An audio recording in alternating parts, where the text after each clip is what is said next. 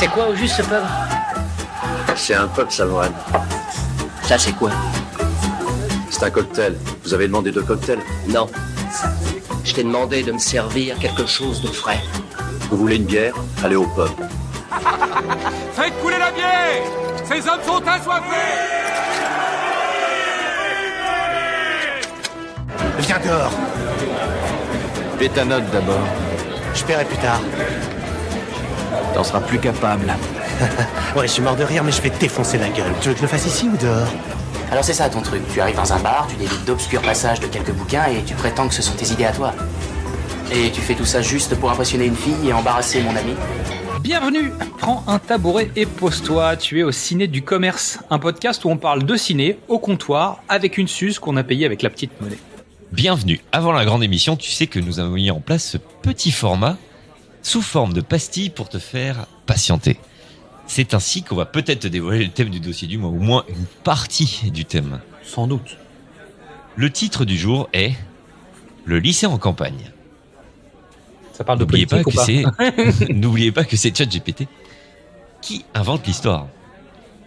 Dans un lycée parisien, la course à la présidence du conseil des élèves prend des allures de campagne présidentielle, avec des candidats inspirés par des figures politiques françaises contemporaines. Le lycée, c'est moi! Entre promesses farfelues, coups bas et rebondissements hilarants, cette comédie satirique explore les dessous de la vie politique version ado. Pas mal. Personnages principaux. Manu, Emmanuel, charismatique et ambitieux, il est le président du conseil des élèves sortants. Il aspire à être réélu C'est loin les noms des personnages. en promettant modernisation et réforme. Inspiré par Emmanuel Macron, sans déconner, Sans deck. Manu est un orateur talentueux mais parfois perçu comme déconnecté de la réalité des élèves. C'est notre projet! Il se tape sa prof aussi en même temps. La directrice de l'établissement. Marie, entre parenthèses Marine. Ah. Elle est la candidate de l'aile conservatrice du lycée, prônant des valeurs traditionnelles et une discipline stricte. Inspirée par Marine Le Pen, Ah ouais, tiens. Marie est déterminée et n'hésite pas à utiliser des tactiques controversées pour rallier ses partisans. Jean-Luc, le candidat des SECPA.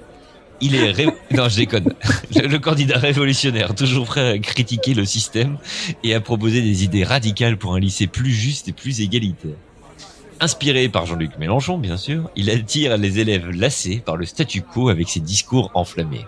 J'aime bien, c'est que le statu quo cette semaine, c'est vrai que c'est pas c'est trop beau. ce qui s'est en train de se passer. Mais bref. Ensuite vient Clémentine, l'écologiste passionnée. Elle milite pour des initiatives vertes et un lycée plus respectueux de l'environnement.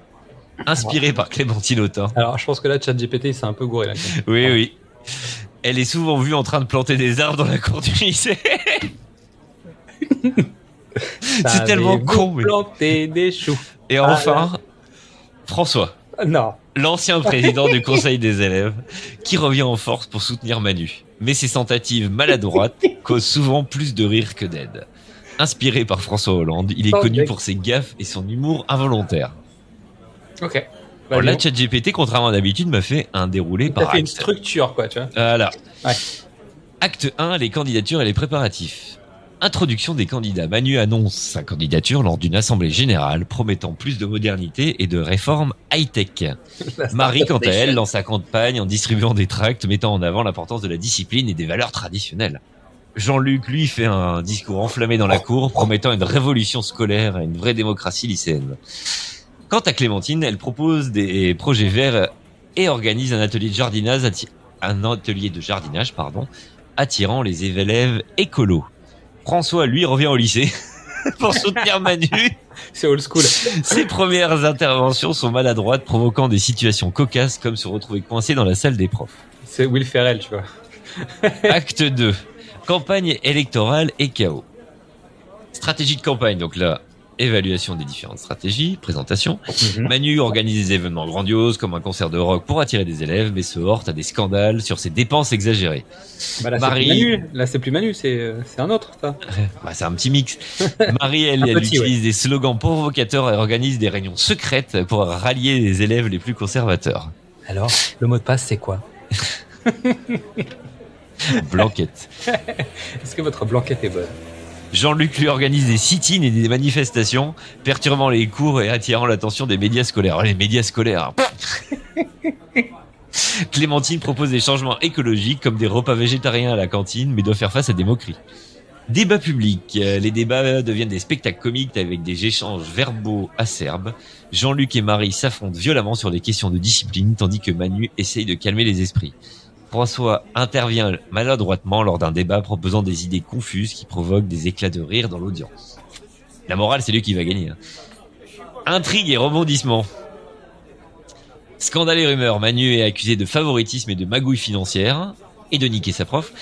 Mais François, en tentant de le défendre, aggrave la situation avec des déclarations mal interprétées. Ouais, Marie, il parle de quant à sa elle- blouse. Il dit rends l'argent. Marie, quant à elle, est impliquée dans un scandale de tricherie lors d'un test, ce qui remet en question son intégrité. C'est parce que son père, c'est le directeur de l'établissement. Ça, on l'a pas dit. Jean-Luc se retrouve dans une situation embarrassante lorsque son projet de manifestation se transforme en fête improvisée avec des musiques de l'époque hippie. Il est trop con, ChatGPT. On va découvrir qu'en fait, François était l'ancien amant de Jean-Luc, mais bon, Ouais. on en reparlera.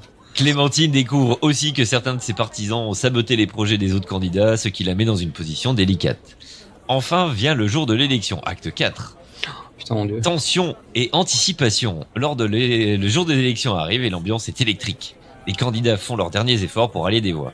Les élèves votent et l'excitation est palpable alors que les résultats sont annoncés lors d'une assemblée générale. Les résultats montrent qu'aucun candidat n'a obtenu la majorité absolue. Après des négociations comiques et des alliances improbables, Manu et Jean-Luc décident de travailler ensemble, putain. True story. Promettant de combiner modernisation et justice sociale. Épilogue. Le lycée entre dans un nouveau départ, une nouvelle ère de collaboration, qui reste Exactement. chaotique, Ce terme est bien choisi. mais prometteuse. Les réformes de Manu sont mises en œuvre avec l'esprit révolutionnaire de Jean-Luc, tandis que Clémentine voit certaines de ses initiatives écologiques adoptées. Marie accepte sa défaite avec dignité, promettant de revenir plus forte la prochaine fois. Elle va changer de paire de François. chaussures, elle va mettre des Jordan pour la prochaine fois. Oh là là.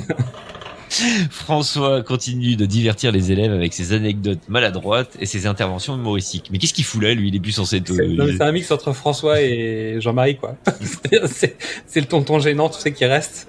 Conclusion, le lycée en campagne est d'une comédie satirique hilarante qui transpose les dynamiques politiques françaises dans un contexte lycéen, offrant des moments de rire tout en abordant des thèmes pertinents et actuels. Bon, on va Merci, pas se mentir. ChatGPT. On a qu'un tout petit bout du thème du mois, parce que c'est quasiment le thème du mois dernier, quand même. Ah bah non, c'est... Non, c'est limite le thème du thé chaud, pas du Oui, mois mais dernier. c'est surtout que j'avais demandé à ChatGPT de m'écrire un teen movie basé sur des personnages de la vie politique française. Bah, ça va. Et c'était ça le Non, mais, prompt. Hein. ok, d'accord. Bah, si c'est ça le prompt, ça va. Ah bah oui, je n'ai pas piraté le ciné du commerce pour passer une promo sur des jeux ou pas. Le prompt, c'était vraiment ça. Mais vous pouvez quand même aller écouter le thé chaud ou pas sur Baron Noir, Exactement. qui s'est fait juste avant le premier tour des élections. Ouais. Donc, Bah, merci à toi en tout cas pour ton écoute et justement en attendant le grand épisode, tu peux aller sur les réseaux sociaux. Le pitch était presque parfait sur Facebook, X, Insta, TikTok, YouTube et Letterboxd. pour insulter Et tu Quentin. Parce que si tu et penses tu qu'il peux a maltraité écouter- ton candidat préféré, tu Ou as le droit de réécouter. venir lui dire. Tu peux écouter ou réécouter deux autres épisodes, donc notamment le Thé Chaud ou pas spécial Baron Noir Exactement. et toutes les autres séries qui sont disponibles sur le flux du podcast. Qui peuvent être sympas aussi, mais c'est mieux de m'écouter, moi. Voilà. Et n'oublie pas, le cinéma, il n'y a pas que chez Pierre Richard qu'on en boit, ou alors chez François qu'on en boit. Ah bah tiens, À la tienne, hein. à la tienne. Allez, à la prochaine pour Trinquer Ciné, ce sera la tournée de Jordan. Ah bon? Bah oui. Bah pourquoi pas. Pas cette fois-ci. Ça va venir. À la tienne, Xad. Allez, à la tienne, Quentin. Je peux avoir 2 autres Suzes? Je vous dérange en pleine lecture, là. Non, pas du tout. Je ne sais pas comment vous faites pour lire, moi ça m'endort. Eh ben, 2 autres Suzes, alors. Il y en a une pour Betty et une pour moi. Oh mais là maintenant faut arrêter maintenant, il faut boire avec modération. Qu'est-ce qu'on dit Antoine? Merci. Non, on dit non. Non merci.